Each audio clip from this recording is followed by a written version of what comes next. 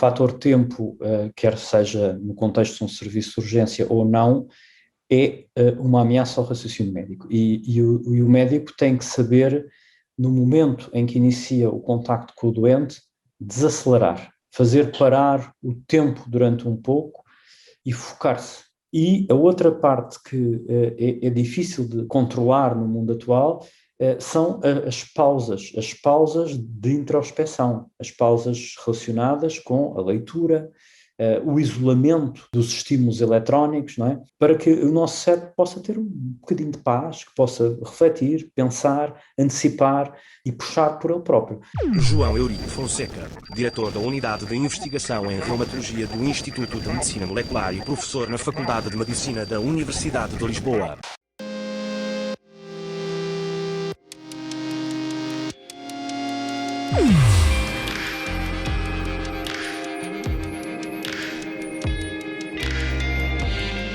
Carne esperta. Eu sou o Bis, jornalista do mundo das máquinas com o objetivo de investigar a inteligência humana. Bom dia, como é o raciocínio de um médico? O raciocínio médico, do ponto de vista teórico, na forma como ele é ensinado e estudado, assenta muito num processo dedutivo de sintomas e sinais e de cenários que se vão montando e colocação de hipóteses num cenário que, do ponto de vista médico, é chamada a hipótese diagnóstica, mas que, se nós transferirmos este conhecimento para outras áreas, podem ser múltiplas hipóteses científicas ou hipóteses no contexto do trabalho de um detetive criminal, por exemplo, em que vai avaliar a evidência, faz uma interpretação dessa evidência e coloca várias hipóteses. Será que o assalto foi feito por esta pessoa ou por aquela? Se o assassino foi este, foi aquele, etc. Este modelo muito dedutivo continua a ser a base de segurança do raciocínio médico. Ou seja, quando um médico menos experiente ou quando um médico mais experiente, mas que está a fazer face a um assunto, a uma situação clínica que está na fronteira do seu conhecimento, pela sua raridade ou porque é um pouquinho diferente daquilo que ele está à espera, claramente tudo volta a esta base de pensamento organizado à volta de evidência. Essa evidência gera hipóteses, essas hipóteses têm que ser testadas. No entanto, com o ganhar de experiência, com o acumular de conhecimentos, particularmente conhecimentos práticos, o médico começa a migrar para outro tipo de raciocínio. E é um raciocínio baseado em padrões, ou seja, há um determinado conjunto de sintomas, de sinais, de manifestações que as pessoas têm, que fazem, no contexto do conhecimento prévio desse médico, um match, um encontro com os padrões na memória correspondentes a um determinado diagnóstico. Por isso, o médico experiente, muito rapidamente, começa a colocar hipóteses diagnósticas muito fortes, o que às vezes é perigoso, porque como estes padrões podem ser enganadores, o padrão pode levar a um erro médico, a um erro que, não sendo de negligência, no sentido em que foi tudo feito de acordo com o melhor interesse do indivíduo que está a ser consultado, mas, no entanto, pode ter sido simplificado. E esta é uma situação que pode explicar, por vezes, o erro médico no contexto de um excesso de confiança, de um excesso de conhecimento, de certa forma. Eu comparo isso outra vez aos detetives, mas a um outro tipo de detetive que muitas pessoas tomaram conhecimento virtual, que é o Sherlock Holmes, das histórias do Arthur Conan Doyle, em que a grande parte do raciocínio desse detetive era obtida a partir de padrões, a partir de uma série de situações que ele percepcionava quando entrava numa sala e que quase tinha dificuldade em explicar e que imediatamente davam uma possibilidade. Por isso, voltando à pergunta do que é o raciocínio médico, do ponto de vista teórico, é um raciocínio dedutivo, muito organizado e que leva a hipóteses e que se aproxima da forma de abordar de um detetive, mas com o tempo Com a experiência, vai sendo um raciocínio cada vez mais dependente do encontro de padrões entre a realidade e a memória que existe dentro do cérebro do médico. Num cenário, para quem leu os livros do Sherlock Holmes, muito próximo daquilo que o Sherlock Holmes fazia, quando de repente sabia qual era a refeição que a pessoa tinha feito, o que é que tinha feito recentemente, etc, etc, etc. Qual a influência do fator tempo nesse raciocínio? O fator tempo é uma ameaça. O fator tempo, quer seja no contexto de um serviço de urgência ou não, é uma ameaça ao raciocínio médico. E o médico tem que saber, no momento em que inicia o contacto com o doente, desacelerar, fazer parar o tempo durante um pouco e focar-se. É uma imagem que poderíamos dar quando pensamos que em determinadas alturas do dia nós deveríamos, para o nosso bem-estar, parar um pouco e respirar fundo e darmos pelo menos um minuto de calma a nós próprios para que os nossos mecanismos fisiológicos e os nossos mecanismos mentais sossegassem um pouco. E sem rigor, para que o raciocínio médico decorra na sua normalidade, é preciso acontecer. E em determinadas condições, e citou especificamente o serviço de urgência, isso é um enorme perigo para o sucesso do raciocínio médico. E é uma parte do contacto médico-doente está dependente também de se encontrar um momento, uma janela para foco absoluto naquilo que o doente tem para nos contar. Tem que haver um foco absoluto. É um foco absoluto que não pode ser demasiado estático, não pode ser simplesmente ouvir, é ouvir, mas a partir de determinada altura tem que haver uma crítica muito clara para verdadeiramente compreender o que o doente está a contar. E isto necessita de tempo. Qual o papel da empatia?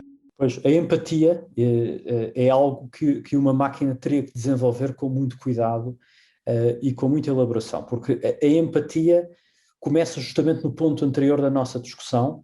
A empatia vai buscar a nossa capacidade de verdadeiramente perceber o que o doente tem para nos transmitir. A empatia começa aí.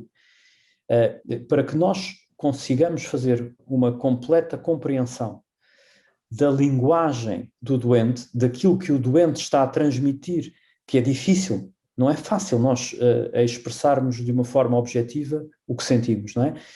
E o momento de foco tem que ser acompanhado por um processo de empatia, de colocarmos o mais possível junto da situação que o doente vive para entendermos verdadeiramente o que nos está a transmitir. Se não é difícil e perdem-se informações. E acaba por ser uma ferramenta fundamental para, secundariamente, estabelecer a confiança, que não é no sentido da simplicidade do gesto de simpatia, não é? Não é um gesto de marketing, não é um gesto de simpatia relacional só. É um gesto de simpatia cognitiva. É um gesto em que o facto de nós estarmos a expressar e a dar sinais de que estamos a entender verdadeiramente a outra pessoa permite que a partilha da informação seja mais fácil, seja mais fácil falar com o médico e que se possa estabelecer uma correspondência entre as frases que saem do doente e as frases que entram na mente do médico. Quanto mais empatia existir, mais provável é que a comunicação se processe com realidade, que aquilo que vou insistir na mesma frase, que aquilo que o doente diz e que sente, e que é aquilo que ele queria transmitir, é também aquilo que o médico percepciona. Isso é de tal maneira fundamental que muitas vezes o médico tem que fazer uma pausa, e aliás, de novo, se calhar é semelhante a um detetive, e voltar atrás e dizer assim: deixe-me ver se eu percebi. O que está a dizer é que sentiu isto e aquilo no dia X e Y. É isto? Porque a nossa interpretação, muito facilmente, apesar do médico estar a tomar notas, se transforma na realidade percepcionada pelo médico, que pode não ser a realidade mesmo, aquilo que se passa no doente. Agravada, claro, pelo aquilo que falámos há pouco, pelos padrões, não é? Porque quando o médico está a desenvolver um padrão, desenvolve as condições ideais para tudo aquilo que o doente está a dizer, tem que caber no padrão, não é? O médico começou a ouvir o doente e estabeleceu um padrão e logo uma hipótese diagnóstica, se é uma situação frequente, se o médico é experiente. E então tudo aquilo que o doente conta começa inconscientemente a ter que se adaptar àquilo. E aquilo que não se adapta àquilo é esquecido pelo médico. E isso não pode acontecer, não é? Não pode acontecer. A falta de empatia pode inviabilizar o reconhecimento da competência do profissional? A empatia define também a capacidade que o médico tem que ter para depois a seguir transmitir o diagnóstico e que esse diagnóstico seja aceite. E que as hipóteses diagnósticas que muitas vezes têm que ser discutidas com o doente sejam razoáveis ser discutidas, porque se alguém não estabelece a empatia, as hipóteses e as dúvidas que o médico tem forçosamente que pontualmente partilhar com o doente não são aceitáveis, quer dizer, correm o risco de não fazer sentido. E depois, os exames que são necessários fazer, se eles não são partilhados de forma também ela empática e lógica e coerente com a comunicação entre estes dois indivíduos, entre o médico e o doente, correm o risco de não ser feitos. Correm o risco de não ser feitos porque não fazem sentido. De repente, aqueles exames não fazem sentido. Se não são explicados, se não se garante que os exames são seguros, que não vão levar a novos problemas, não são demasiado agressivos, etc. E depois terminamos com a terapêutica, não é? A terapêutica será o ato em que a confiança transmitida neste momento de empatia permite que o doente aceite a terapêutica. Porque senão, sendo que todos sabemos, não é, médicos ou não médicos, que qualquer intervenção terapêutica tem efeitos adversos potenciais, mais graves ou menos graves, e não só são potenciais, são muito difíceis de prever, porque nós todos somos diferentes na saúde e na doença e na reação às intervenções terapêuticas, quer as intervenções terapêuticas sejam farmacológicas, não farmacológicas, cirúrgicas, somos todos diferentes na tolerabilidade a esses gestos. E se não existir a tal empatia neste processo de comunicação, com dificuldade se aceita uma intervenção terapêutica. E a partir daí está gerada toda a complexidade que acontece às vezes no contacto médico-doente, que é não se sentiu uma relação de confiança, de empatia, não há, digamos que, aceitação da discussão diagnóstica que é tida com o doente, não há aceitação dos exames, não há aceitação da intervenção terapêutica, a consulta não faz sentido. Não é? A consulta não faz sentido. Todo o raciocínio médico brilhante que se calhar esteve por trás não é efetivado em consequências práticas benéficas para o doente. O que tem as notas dos exames de secundário a ver com essa empatia? Não tem nada, não é? Portanto, o que nós neste momento temos é um mecanismo de seleção de indivíduos altamente competentes do ponto de vista da capacidade de estudo, da capacidade intelectual, de terem muito boas performances quando avaliados pontualmente e serem resistentes psicologicamente, estáveis emocionalmente, para conseguirem responder a esse tipo de exames, mas depois nada disso tem a ver com empatia. Evidentemente que para uma faculdade de medicina deveria também existir a capacidade de entrevista e de alguma avaliação psicológica de candidatos a médicos. Eu acho que a estabilidade emocional, a capacidade de estabelecer uma relação empática, etc., é crítico para a atividade profissional do médico. A inteligência do médico tem de se adaptar ao doente? Sim, é verdade. É necessário ter a capacidade de dialogar com alguém com uma atitude filosófica perante a vida que possa ser diametralmente oposta à do médico e mesmo assim não transmitir julgamento e mesmo assim ser capaz de perceber que por causa disso há determinadas intervenções terapêuticas que podem estar condicionadas, há determinadas atitudes perante o diagnóstico e a doença que podem estar afetadas e que se tem que respeitar com determinados limites, ou seja, para a própria proteção do doente, quando alguma destas variáveis de orientação filosófica e de atitude de vida coloca em risco a saúde da pessoa que está com o médico tem que ultrapassar ali uma ligeira barreira, que tem que ter cuidado a fazer isso e tem que ter níveis de assertividade variáveis de acordo com as condições, portanto pode ter que ser muito assertivo em determinados momentos. Vamos imaginar alguém que recusa e nega o diagnóstico, nega ser melhor investigado, nega uma terapêutica, quando o médico tem consciência que pode estar em risco de facto de deixar passar uma doença grave, potencialmente tratável, simplesmente pelas atitudes do doente. Não há outra hipótese.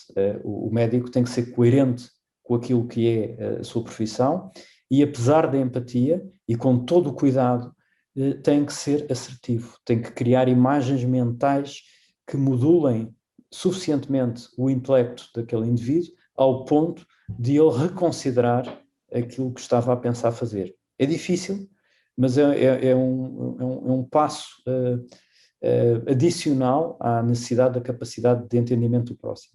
É entendê-lo tão bem ao ponto de que, a partir de determinado limite, é preciso fazê-lo mudar a sua atitude para a sua própria proteção. Como e quando é que desenvolveu essa sensibilidade profissionalmente? É uma boa pergunta. Parte destas questões estão presentes em muitos livros. Okay? E há muitas partes do ensino médico formal e informal, portanto, aquilo que nós podemos dizer escondido atrás dos aspectos profissionais científicos, aquilo que podemos chamar as hard skills e as soft skills, que serão aquelas características de performance psicológica, de performance emotiva, que em várias profissões é preciso desenvolver e os médicos também têm que as desenvolver, são informações que estão presentes em vários níveis, em várias camadas do conhecimento e em várias fontes do conhecimento. Portanto, os médicos podem prever um pouco isto, ou seja, quando começam a contactar com os doentes, não partem do nível zero. Há um pré-aviso de que estas coisas vão acontecer. Depois há a necessidade de aprender com cada doente. A verdade é que o médico está a dar o seu melhor perante aquele doente, mas ele está a aprender com cada doente. Cada doente ajuda o médico a ser melhor médico da próxima vez. E a relação médico-doente é uma relação que deve ser enérgica, no sentido em que, quando esse relacionamento termina, no fim de uma consulta, deve ter havido energia positiva, quer para o doente, que se sente inspirado para se ir tratar, para se sentir melhor, e o médico tem que sentir energia positiva por parte do doente, que o vai levar a ser capaz de assimilar o que se passou ali e, ao mesmo tempo, ser capaz de passar para o doente seguinte, não se sentindo propriamente esvaído, mas, pelo contrário, sentir-se com capacidade para de novo fazer o resetting e enfrentar uma nova situação, uma nova exigência, uma diferente personalidade, uma atitude filosófica diferente. E por isso é um processo evolutivo. Não é possível chegar ao final do tempo de treino como estudante de medicina e imediatamente desenvolver todas estas características que eu estive a mencionar. Mas há muita coisa que pode ser apanhada antes e que depois tem que ser treinada. Não é treinada de forma visível junto do doente, mas é um progresso que vai acontecendo, até que isto tudo se torna perfeitamente inconsciente e parte da atitude que o médico tem que ter para melhor rentabilizar o seu raciocínio. Porque, no fundo, é disto que estamos a falar.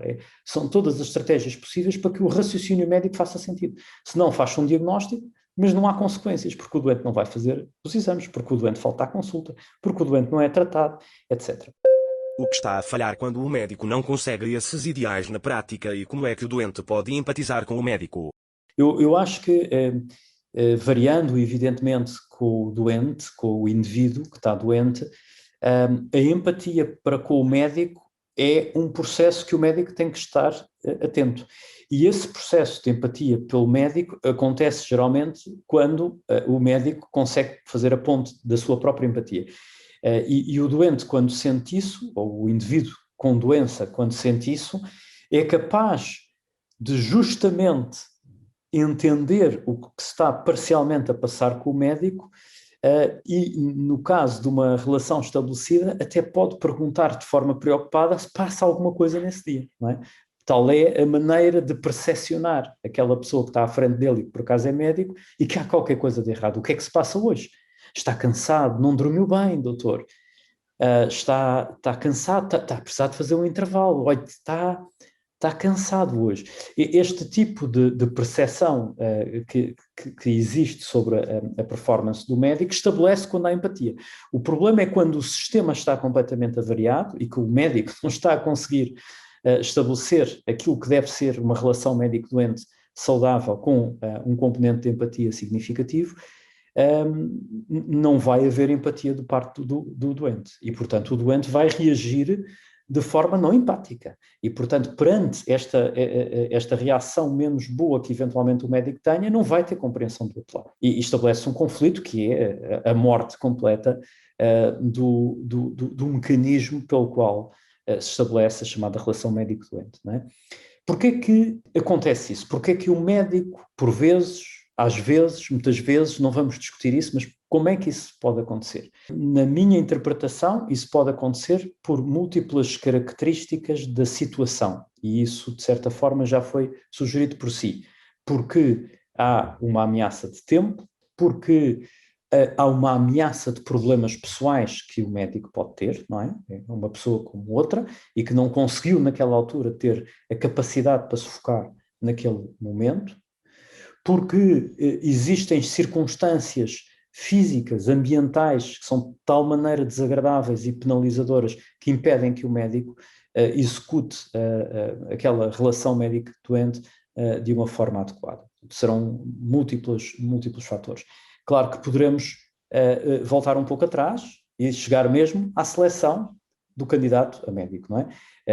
O candidato a médico, se calhar, não era o melhor candidato a médico, é um excelente estudante, mas eventualmente pode não ter todas as características que um médico deve ter, pode não ter tido treino devidamente adaptado às suas próprias características. Há muitas destas características de soft skills, digamos assim, que podem ser desenvolvidas, podem ser estudadas, podem ser treinadas, e eventualmente não foi dada a oportunidade dessa pessoa.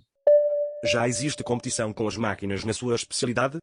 Eu acho que a sua pergunta é muito interessante. Eu, já agora para esclarecer, sou reumatologista, que é uma especialidade que nós costumamos definir como muito clínica. O que é que isso quer dizer?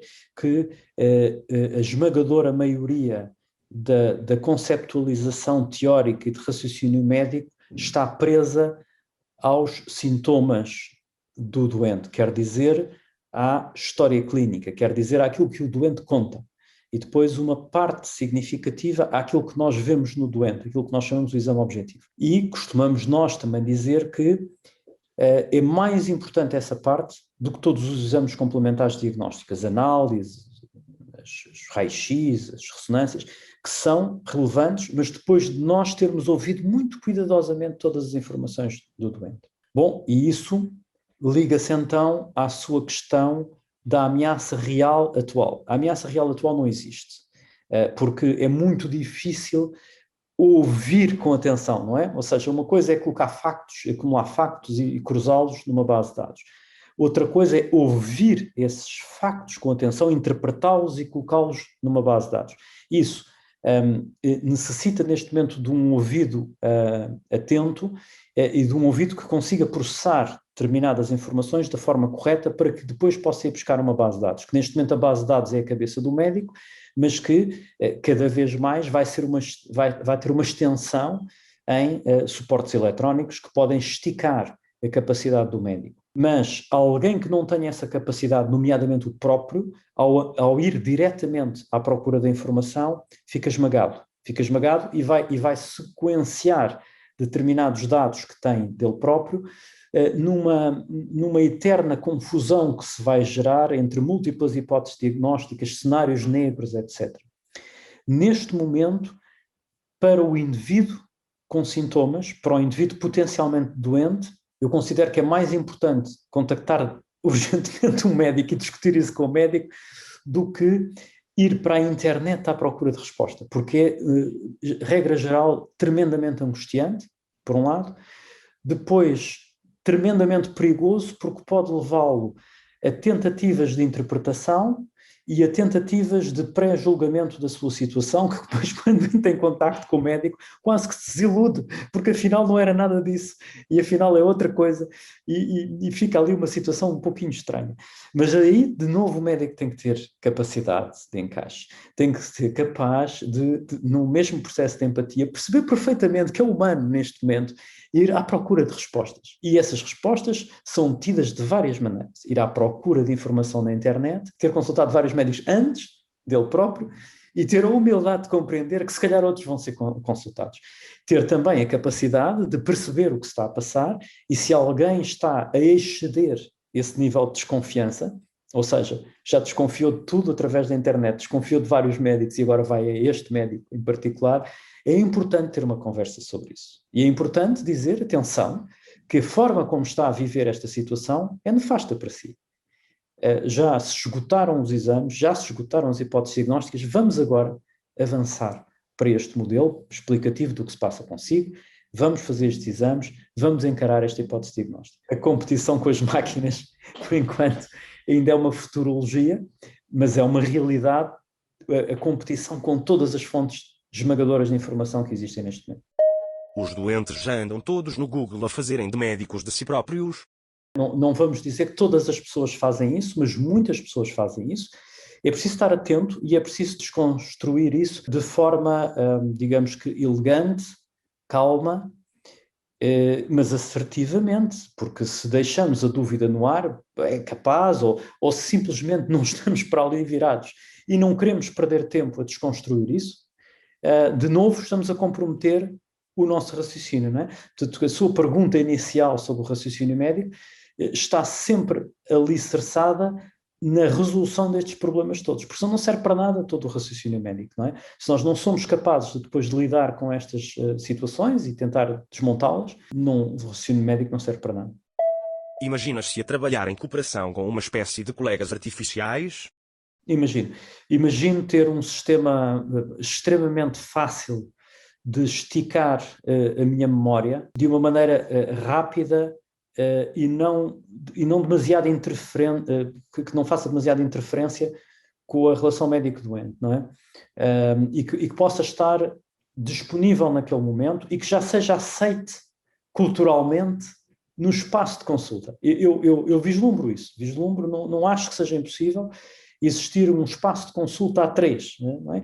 Em que está o médico, está o doente e está um auxiliar do médico presente, uma inteligência artificial, digamos assim, em que está a ganhar sempre conhecimentos extra, etc., e que pode controlar, por exemplo, muito rapidamente o doente está a fazer o medicamento X e nós registamos no nosso processo clínico eletrónico e essa inteligência artificial já está a apanhar esse medicamento X, e quando nós colocamos o segundo medicamento que o doente está a fazer, ele já está a ver as interações medicamentosas. Atenção que estes dois fármacos têm interação. Repare, isto já existe, mas demora muito tempo, não é? Ou seja, não vai ler esta inteligência, não há esta inteligência artificial que leia, que faça search no que eu estou a escrever no processo clínico eletrónico, não é? E me faça isto por mim. Eu posso ir rapidamente ou à internet, há suportes médicos, técnicos, que nos veem as interações medicamentosas, etc. Mas isso não é incompatível com o real time da consulta, neste momento. Não é? Ou seria com uma consulta de 2 horas, mas não é compatível. E também, por exemplo, na discussão diagnóstica, porque quando nós começamos a pôr as hipóteses diagnósticas, isso foi feito com sintomas e sinais que lá estão escritos, e essa inteligência artificial pode estar ali a fazer um double check do que nós estamos a dizer e dizer, olha, já agora, isto, aquilo outro, pense também nisto, ok? Pensar também nisto. Não se esqueça disto. E nós podemos dizer, está bem, essa hipótese é completamente deslocada aqui. Ou, pois é, porque é que eu não me lembrei disso? Está a ver o cenário? E, portanto, isto pode ser perfeitamente possível, é uma evolução que eu vislumbro como não posso dizer que seja altamente provável, não é? Não posso usar essa expressão porque não estou suficientemente cultivado dentro dessa reflexão intelectual sobre a sua pergunta para usar a expressão altamente provável, mas é o que eu sinto, não é? É o que eu sinto, na minha opinião. Os médicos competirão com as máquinas pelos postos de trabalho? Acho que não, acho que isto é um libertador do médico, acho que isto amplifica a capacidade do médico, melhora. Repare, eu adoraria que uma inteligência artificial me terminasse as frases quando eu escrevo, não é? Ou que eu simplesmente conversasse com o doente e essa inteligência artificial apanhava a minha história clínica e ia registando a minha história clínica. Estávamos a gravar, pedíamos autorização e não era simplesmente uma gravação, porque uma gravação é um buraco negro, não é? Depois a seguir estaríamos horas a trabalhar a gravação da consulta. Não, era uma inteligência artificial que me estava a filtrar as palavras e a tentar expor-me num ecrã, eventualmente, aquilo que era a hipótese do cenário clínico do doente. Não, eu expressei mal, não é a hipótese. Aquilo que eram os factos que eu estava a apurar, falando com o doente, em vez de eu estar feito louco, olhar para o doente, olhar para o ecrã e tentar manter o maior tempo possível de contacto visual com o doente, ao mesmo tempo que eu conseguia escrever alguma coisa, não. Esse processo estava a ser garantido por uma inteligência artificial que me apanhava as palavras, juntava-me as palavras, eu podia ir controlando minimamente o que é que ali estava a acontecer, mas provavelmente com a sedimentação dessa inteligência artificial, o que é que eu quero dizer com isto? É um modelo que se adapta a várias especialidades, não é? E aos vários médicos. A partir do momento em que essa inteligência artificial trabalhava comigo muito tempo em reumatologia, no meu estilo de consulta, provavelmente conseguia-me ir escrevendo a história clínica, com base na conversa que eu estava a ter, olhos nos olhos no doente, e não semi-olhos nos olhos no doente e semi-olhos nos olhos no ecrã. E, portanto, eu acho que isto libertaria os médicos, melhoraria a relação médico-doente e diminuía a possibilidade de erro médico, e o erro médico é o maior pavor de um médico, na minha opinião.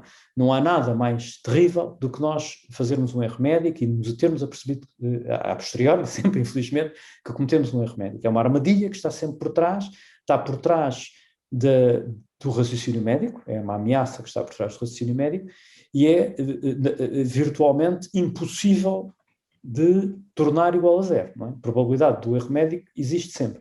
Nós temos que o minimizar. E falou-nos do raciocínio, falámos aqui de várias coisas muito interessantes, e o raciocínio médico tem armadilhas, não é? Tem armadilhas. Eu falei nos padrões e na rapidez de diagnóstico, que é ótima, mas que encerra riscos, e depois falámos há pouco do médico que não está bem naquele dia, está cansado, está desapegado daquele momento, está hiperestimulado por não sei quantos telefonemas e outras coisas que aconteceram, ou pode estar um bocadinho embevecido consigo próprio, com ter feito coisas boas, ter feito diagnósticos brilhantes, e aquele parecer mais um diagnóstico brilhante, e que aquela pessoa precisa da sua empatia, mas também da sua força e da sua credibilidade, e cometer ali um erro por excesso de confiança, não é? Por isso, acho que estas máquinas vão ser um grande aliado, não uma ameaça. Serviços comerciais de inteligência artificial poderão satisfazer subjetivamente as pessoas e com isso suceda que já não vão ao médico? Eu acho que pode diminuir a atividade menos relevante do médico e, portanto, eventualmente diminuir a atividade do médico. Ou seja, existe a possibilidade de uma série de situações de screening muito fácil que vão acabar por levar o doente, na atualidade, a uma consulta médica ou a um serviço de urgência, que eu acredito que um sistema de inteligência artificial adaptado a uma determinada área médica possa ter desenvolvido a capacidade e a credibilidade para filtrar de forma honesta algumas destas situações e levando o indivíduo a dizer, ok, tudo bem, eu penso que não preciso de uma consulta médica dadas as circunstâncias, não é? E esses indivíduos atualmente vão a uma consulta médica porque não são capazes de avaliar com base nos sintomas que têm e aquilo que andam à procura, não é? Se eu preciso ou não. Se eu preciso ou não. Antes, pelo contrário, vão ficar ainda mais preocupados, porque aquilo que eles vão procurar é uma montagem de um sintoma, depois vem mais outro, depois vem mais outro, o que é que eu tenho?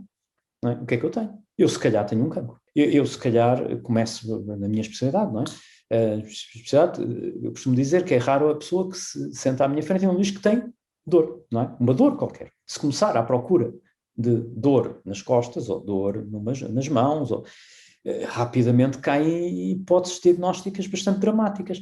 E o filtro para essa hipótese diagnóstica não está neste momento estabelecível, não é? Portanto, os instrumentos que nós temos na internet neste momento não nos filtram adequadamente e ligam-nos a uma série de hipóteses diagnósticas que a nossa mente, provavelmente se fizesse o mesmo, também pensaria de uma maneira próxima, não é? Começaria a ficar preocupado. Sistemas mais fechados, não é? Em que a pessoa entre para uma determinada dimensão, Deus, de sua idade, sexo, etc., história clínica, eventualmente esse sistema até possa ter acesso à sua própria história clínica, antecedentes, etc., vai jogar e dizer, atenção, o que está a ter é fator de preocupação, por favor dirija-se a uma urgência hospitalar. Ou, eu penso que o que me está a relatar não oferece mais preocupações, pode fazer mais umas perguntas, não é? Diga-me, então, tem febre? Tenho. Quanto é que mediu de febre? 37,5. Ok? Não teve calafrios? Não.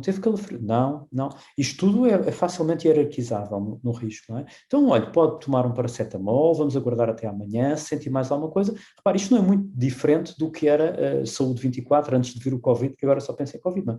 Não é muito diferente. E era um ser humano que estava lá, mas isto era operacionalizável sem um ser humano para algumas coisas. A mesma situação para determinados sintomas de alerta, para situações mais complexas, mais crónicas, etc., que podem levar a um ligeiro filtro. Vamos pôr aqui uma situação mais próxima da minha realidade, vamos pensar que doem as mãos, mas doem as mãos onde? São as articulações mais distais, isto depois tem que ter uma adaptação à linguagem do dia-a-dia, são estas ou são estas? E tem dor aqui, ou até pode aparecer um homúnculo, não é? Que mostra a mão, e é aqui que dói, é aqui, assinale, por favor, os pontos onde dói, etc. Como é que é de manhã? Estas perguntas todas podem ter algoritmos por trás que dizem ao doente, olha, muito provavelmente tem uma osteoartrose, eu julgo que não é necessário ter uma consulta agora, tome paracetamol, etc. Se os sintomas persistirem, marque uma consulta daqui a alguns meses, mas isto não é urgente, não é? Não é urgente. Portanto, este tipo de pré-raciocínio acho que vão afastar dos médicos situações banais. Acho que há condições para isso. Os doentes virão mais filtrados, se isto de facto funcionar, não é? Mas eu acho que isso é uma enorme vantagem. Não? Nós não precisamos de ter o universo cheio de médicos, nós temos que ter um universo cheio de médicos competentes, preocupados, empenhados, profissionalmente cometidos com a melhoria da saúde populacional e do indivíduo que está à nossa frente. E, portanto, não precisamos ter uma indústria de médicos, não é? Há uma perspectiva errada, no meu entender, pelo menos no nosso país, mas acho que noutros países também, que nós precisamos de muitos médicos. Não é preciso injetar muitos médicos no sistema, nós temos que educar as pessoas. Estou a falar da população, não é? Tem que haver literacia para a saúde, tem que haver consciencialização, nós todos temos que saber o que é que devemos fazer para precisarmos menos dos médicos, não é?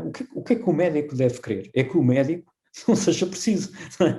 Que nós possamos ter alguma consciência sobre o nosso bem-estar. Temos que dormir um número de horas suficientes, fazer exercício físico regular, não colocarmos a nossa vida em risco através de determinadas atitudes que possam perigar a nossa saúde e integridade física, ter determinados hábitos dietéticos.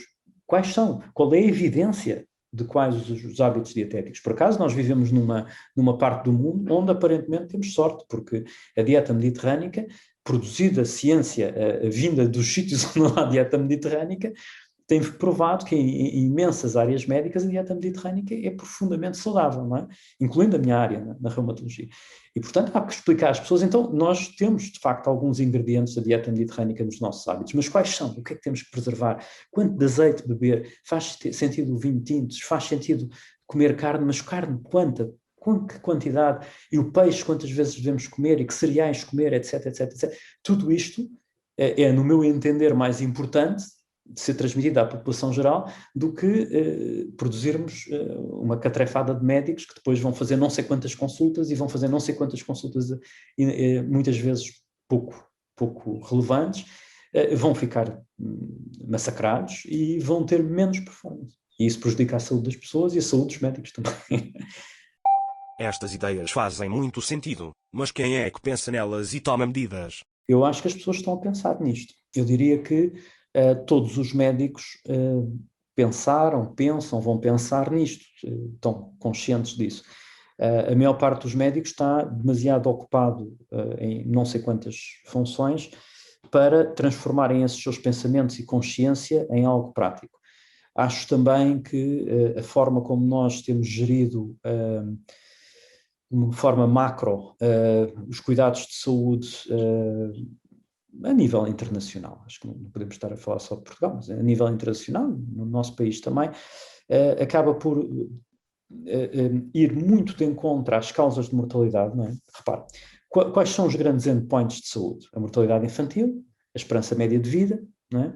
Nós temos uma esperança média de vida muito boa, a mortalidade infantil muito boa, temos um país muito envelhecido, isso preocupa-nos, mas os grandes targets neste momento, se for ver, eu penso que é já público o Programa Nacional de Saúde para esta década, portanto até ao final da década eu penso que isso está público. Se virmos, os grandes targets são diminuir a mortalidade no cancro X, Y, Z. Quando nós sabemos que o grande problema da nossa saúde em Portugal e noutros países, mas em Portugal, porque isso está abaixo da média europeia, uma das poucas coisas que está abaixo da média europeia, é a qualidade de vida com saúde nos últimos anos de vida, onde nós estamos a falhar, não é? Nós sobrevivemos muito tempo, mas sobrevivemos com má qualidade de vida, por muitos motivos, não é? E um deles é a iliteracia da saúde e a falta de investimentos vários que podem fazer com que nós possamos ficar melhores e durante mais anos, não é? Como sabe, o exercício físico é fundamental do ponto de vista cardiovascular, mas ele previne o cancro, previne a demência, a manutenção de uma atividade tão simples como fazer crochê, como fazer tricô, previne a demência, e estas mensagens simples valem muito mais do que outras mensagens muito complexas e que são muito honradas, mas que escapam.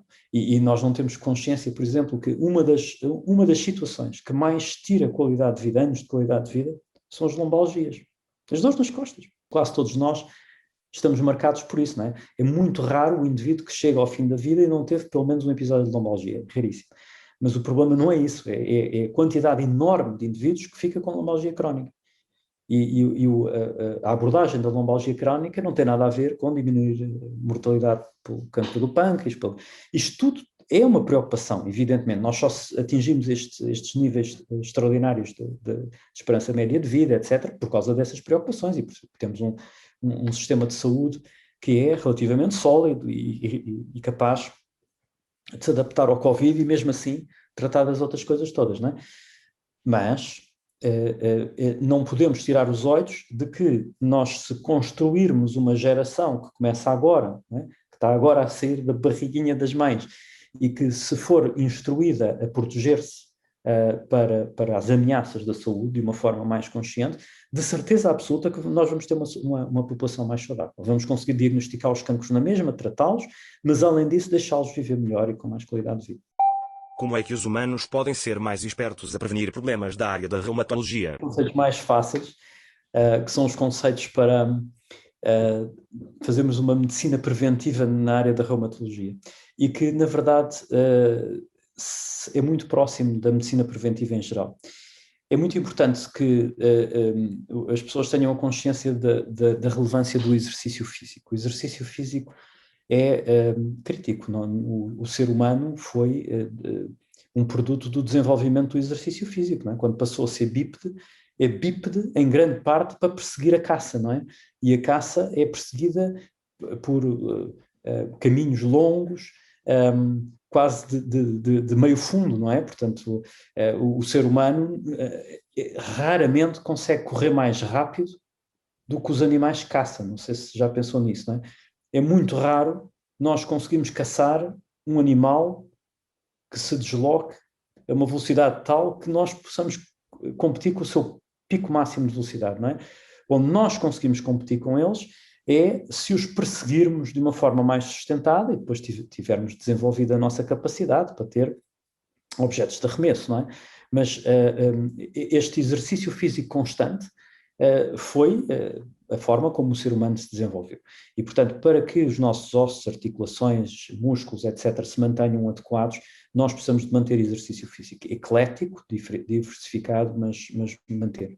Por outro lado, o desenvolver excesso de peso tem vários problemas que são conhecidos, o risco cardiovascular, o risco de cancro, mas o tecido adiposo é uma arma muito perigosa contra as nossas articulações, porque o tecido adiposo, por um lado, faz carga sobre as articulações, isso é o mais óbvio, mas o que é menos óbvio é que o tecido adiposo se transforma num órgão inflamatório secundário, porque no tecido adiposo são produzidas substâncias, entre elas umas substâncias chamadas adipoquinas, que se soltam, saem do sistema destes adipócitos, do tecido adiposo, da gordura, e vão entrar em competição com umas proteínas que nós produzimos na inflamação, chamadas citocinas, e que acontecem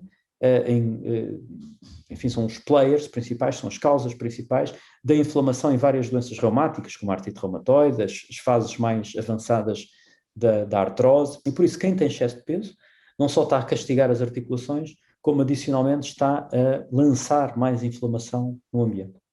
Depois falámos há pouco de um aspecto básico da saúde, que é a alimentação. E falámos da dieta mediterrânica, o estilo de dieta mais próximo da dieta mediterrânica, e evidentemente não vamos aqui entrar em detalhes, mas facilmente também quem nos esteja a ouvir pode consultar o que é esse conceito da dieta mediterrânica. Será, no fundo, aquilo que é o santo grau da dieta portuguesa, não é? Portanto, a utilização de vários tipos de vegetais, de várias cores, o azeite, um pouco de vinho, a utilização de leguminosas, a utilização muito mais de peixe do que as outras populações, não é? Nós somos um dos maiores consumidores de peixe do mundo, saindo-nos isso muito caro, mas é uma virtude do ponto de vista alimentar, particularmente peixes que são queridos dos portugueses, como as sardinhas, por exemplo, que contêm vários ingredientes interessantíssimos do ponto de vista da nossa saúde. E por isso, esta mensagem é adicional a outras que são instintivamente de grande relevância, e comecemos pelo tabaco. Não é? O tabaco é um fator de risco para N situações, mas é um fator de risco também para várias doenças reumáticas. Por exemplo, a artrite reumatoide é determinada por múltiplos fatores, é uma doença complexa, mas um dos fatores de risco é o tabagismo, e o mau prognóstico de várias destas doenças estabelece também pela manutenção do tabagismo. Por isso, a mensagem é manter exercício físico, não ganhar peso, ter uma alimentação próxima daquilo que é o ideal da dieta mediterrânica, não fumar, beber moderadamente e mantermos-nos globalmente ativos. Acho que isso seria a receita para uma melhor vida do ponto de vista do risco de doenças reumáticas. E como é que os humanos podem melhorar a inteligência em geral? Bem, para já há muitas inteligências e muitas variantes da capacidade de inteligência, e nós temos que ter noção de que com a mesma máquina, não é? Vamos agora falar disto de uma forma tipo hardware, com o mesmo hardware a diferença vai se estabelecer com a atitude, não é? E é preciso não esquecermos, antes de falarmos da inteligência e pensarmos nos nossos filhos, não esquecer isto, aqui está um hardware, aqui está outro hardware, parecem parecidos, mas a atitude faz a diferença, não é? E, portanto, é muito importante termos essa noção. Mas, especificamente em relação ao desenvolvimento da inteligência, de novo, é fundamental termos a consciência de que a inteligência evolui também dentro de uma relação complexa com tudo o resto. E falámos da saúde, e, portanto, manter uma saúde global adequada protege a inteligência e liberta a inteligência. O exercício físico protege a inteligência e liberta a inteligência e mantém a inteligência mais tempo. E a outra parte que é difícil de controlar no mundo atual são as pausas de introspeção, as pausas relacionadas com a leitura, o isolamento dos estímulos eletrónicos, não é? Para que o nosso cérebro possa ter um bocadinho de paz, que possa refletir, pensar, antecipar e puxar por ele próprio. Porque senão nós estamos de tal maneira esmagados por tarefas imediatas de estimulação e resposta imediata que se torna difícil que o cérebro se rentabilize, não é? Portanto, ele está lá todo, as ligações estão todas, mas estão entretidas com não sei quantas coisas, com não sei quantos fediveres, não é? Que não capacitam a pessoa para a utilização do seu hardware e, portanto, aquilo que se pode chamar inteligência acaba por não aparecer, apesar de estar lá tudo, as ferramentas estão lá todas, mas não há condições adequadas do seu desenvolvimento. E a outra situação que podemos nos interrogar também é como é que podemos estender ao longo dos anos mais tempo a inteligência, ou seja, possamos estar capazes de ser úteis, de nos mantermos criativos durante mais tempo, e eu julgo que em grande medida é a manutenção do modelo tanto quanto nós podemos manter ao longo da vida, portanto, manter tudo o mais estimulante possível do ponto de vista físico e psíquico, para que o nosso cérebro não comece a entrar em curto-circuito, não é? Que é, no fundo, a forma mais deletéria que nós temos estado a oferecer às novas gerações de uma forma inconsciente. Não acho que nenhum de nós quer injetar excesso de informação dentro das crianças. Não somos inconscientes. Eu não acho que seja essa a explicação. Eu acho é que criamos um mundo em que se torna muito difícil de controlar e de tentar convencer que uma nova geração se mantenha adequadamente a utilizar as novas tecnologias, porque elas são de tal maneira fáceis, de tal maneira apelativas, de tal maneira intrusivas, que depois se torna difícil que se possa desligar os eletrões, que se possa pausar um pouco, que se possa ler, que se possa pensar, refletir, escrever, sem que o escrever não seja um copy-paste, não seja uma simplificação. Esses são os meus pensamentos sobre o raciocínio e sobre o pensamento. Terminei as perguntas. Muito obrigado.